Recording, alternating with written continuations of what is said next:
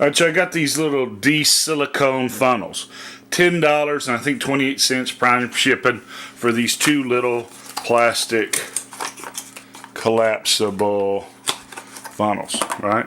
And this is cool because they don't take much space in your kitchen junk drawer, but I really got these for camping, right? They're very light and they just pop out. This one has a little small hole, but it's bigger. This one has a bigger hole. And they're silicone, so they can hold up to like 450 degrees Fahrenheit or like 250 degrees Celsius. So they're pretty strong. It says they're good for dry and wet ingredients. Alright, there ain't really much to them. You pour stuff through it.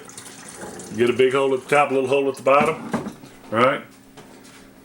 Pretty simple to use, pretty sturdy, easy to clean, collapsible. Right, and for $10.28 prime, right, that's under $11 for two of them. That is not bad. So check it out.